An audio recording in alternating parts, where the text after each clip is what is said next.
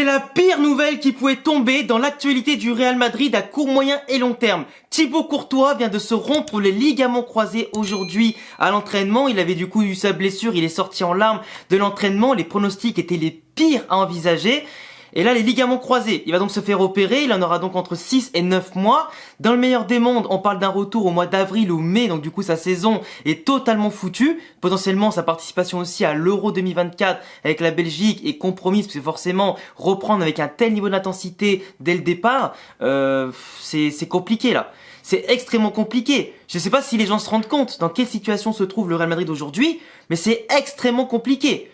Kylian Mbappé est toujours pas là, apparemment il va rester jusqu'à la fin de son contrat, ou enfin bref, en tout cas les différentes sources se mettent pas d'accord s'il viendra ou s'il viendra pas. Du coup le Real Madrid a toujours pas signé de neuf de classe mondiale pour la pointe de son attaque et remplacer Benzema et assurer des buts. Thibaut Courtois, qui est quand même la machine, a arrêté les buts, qui sans lui on n'aurait jamais remporté la Ligue des Champions en 2022. C'est lui qui a maintenu un flow sur plusieurs compétitions, dans plusieurs grands matchs et même petits matchs. Le Real Madrid, même quand on était les plus faibles, en tout cas défensivement possible, avant que des fois on remonte les situations, qu'on gagne par une efficacité incroyable et aussi cette volonté qui porte le Real Madrid en tout temps. Mais sans Thibaut Courtois, le Real Madrid aurait pris des valises mais absolument monumentales. Même si Lunin est un très bon gardien, enfin un bon gardien et qui peut devenir un très bon gardien avec plus de temps de jeu et de confiance, moi personnellement, Lunin titulaire cette année, je crois pas non plus à un nouveau Thibaut Courtois. Je crois pas non plus à un gardien qui fera des miracles. Il fera peut-être des bonnes prestations, mais dans les moments importants, c'est pas non plus le gardien qui a le plus de leadership, qui a le plus de confiance sur les sorties, sur les coups de pied arrêtés, les ballons, etc. Qui porte le plus en tout cas sa voix auprès de la défense et qui surtout fait les meilleures interventions du monde. Même s'il fait des parades intéressantes comme on l'a vu en pré-saison, bah des fois il prend des buts en tout cas totalement évitables. Qu'un Thibaut Courtois, même en méforme, ne se prend pas, tu vois.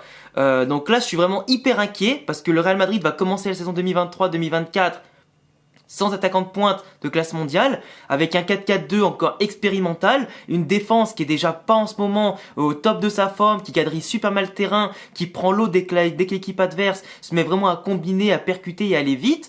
Et en plus maintenant, on a plus notre gardien de classe mondiale pour protéger tout ça. Franchement les gars, la saison, elle pouvait être magique avec l'effectif qu'on a, manquait plus qu'un attaquant de pointe. Là, elle est en train de devenir mais catastrophique avant même le commencement. On va jouer samedi contre Bilbao à l'extérieur pour l'ouverture de la Liga. Alors certes Bilbao, je pense qu'on peut quand même gagner, Lunin ou pas au cage, etc. Et sans attaquant de pointe ou pas.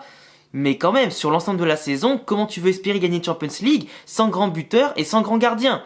On dit souvent, une grande équipe, c'est avant tout un grand gardien et un grand attaquant. Et bien sûr, tout le reste aussi, c'est très important. Mais sans un grand attaquant qui marque dans les pires moments ou dans les moments où t'en as le plus besoin et un grand gardien qui te sauve quand tu prends l'eau, que t'es dominé, que t'as du mal en tout cas à voir la lumière dans des matchs en tout cas les plus sombres, c'est... Oh là là là là là là là là là là. Oh là là là là. Les amis, franchement, c'est... En vrai, on en a connu des crises au Real Madrid, hein. Parce qu'il y en a toujours qui disent mais c'est facile de supporter le Real, ça gagne quasiment tout le temps. Non frère, non, je suis né en 95, ça fait presque 30 ans bientôt maintenant que je supporte le Real Madrid.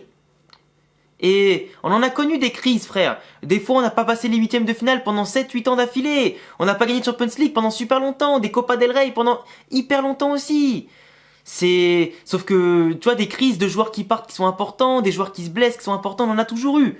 Mais là, aujourd'hui, dans la situation auquel est le Real Madrid, c'est compliqué. Après, il y a aussi un fait de jeu qui peut être important. On se rappelle tous de comment Iker Casillas a pu grandir au sein de l'effectif du Real Madrid. Il remplace un grand gardien qui se blesse en finale de Ligue des Champions, il rentre, il fait la diff, le Real gagne la coupe. Donc peut-être que la blessure de Courtois, même si c'est le meilleur gardien du monde, peut-être que ça va amener, je sais pas, Mario De Luis ou le jeune Canizares justement, le fils du grand Canizares qui joue actuellement dans les équipes inférieures du Real Madrid. Peut-être que l'un des deux, en tant que jeune formé au club, vont prendre la place et vont s'imposer comme titulaire et peut-être ne plus jamais laisser la place. Peut-être que c'est comme ça, peut-être qu'ils vont se révéler, peut-être que Courtois il va revenir et peut-être qu'il sera plus jamais au même niveau, t'en sais rien, et du coup les jeunes ils vont pouvoir prendre la place, peut-être que Lunin va se révéler à un top level, peut-être que le Real Madrid va se pencher sur le mercato pour signer un autre gardien de classe mondiale, mais aujourd'hui sur le marché, qu'est-ce qu'il y a sur le marché frère?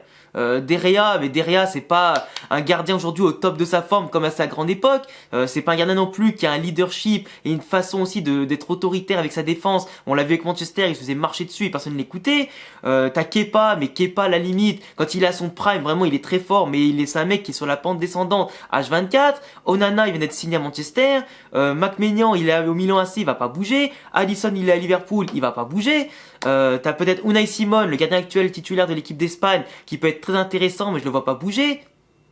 T'as à la limite Yacine Bono de FC Séville, gardien du Maroc, qui est exceptionnel aussi. Peut-être qu'on pourrait le prendre, ce serait bien, ce serait bien.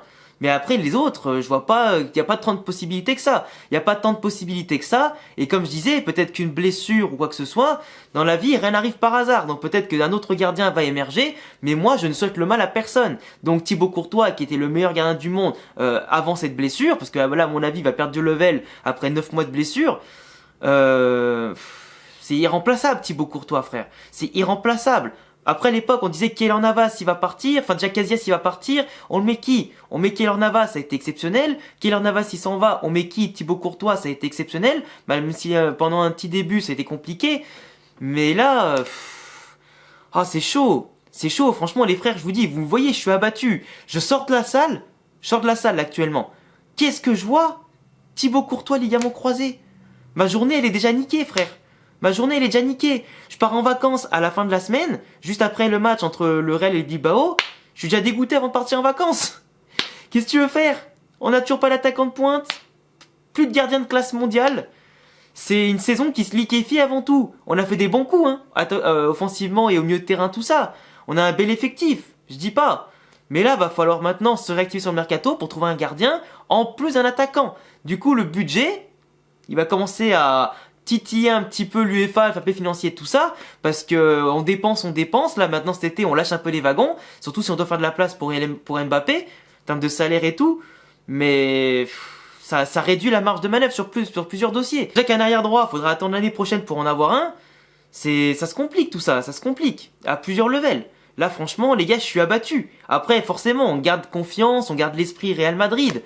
Mais j'espère que le Real Madrid trouvera une solution, que Thibaut Courtois passera une bonne période de récupération et qu'il reviendra plus fort que jamais. Tout comme Manuel Neuer par exemple, tu vois, qui s'est cassé la jambe et tout, bah lui tu vois pareil, il va revenir après une longue absence. On espère aussi pour lui qu'il reviendra bien. Je sais même pas s'il est déjà revenu d'ailleurs, mais globalement c'est terrible. Franchement, voir un joueur du Real Madrid qui se blesse aussi longtemps, j'ai l'impression que c'est un membre de ma famille qui se blesse. Ça fait mal. En tout cas, est-ce que le Real Madrid fera confiance à Lunin, fera confiance à Mario De Luis, fera confiance à Canizares pour prendre la place de Thibaut Courtois à court, moyen et long terme? Est-ce que ça va fonctionner ou pas? Est-ce que le Real Madrid va aller investir sur le marché des transferts, sachant que les autre clubs savent qu'on est maintenant dans la merde et qu'ils vont du coup gonfler les prix pour leurs gardiens, parce qu'ils devront eux aussi après derrière trouver un autre gardien justement remplaçant pour si jamais on leur pique, tu vois. Est-ce que le Real Madrid ne fera rien? À vous de me le dire en commentaire. Dites-moi ce que vous en pensez de tout ça. Et puis abonnez-vous, cochez la cloche, le petit pouce bleu. J'ai même sorti une vidéo ce matin sur Tchouaméni, pourquoi il doit être titulaire au Real Madrid. Je vous laisserai la voir en tout cas après celle-ci. Et puis mes raisons en description. À bientôt les gars pour prochaine vidéo. Ciao.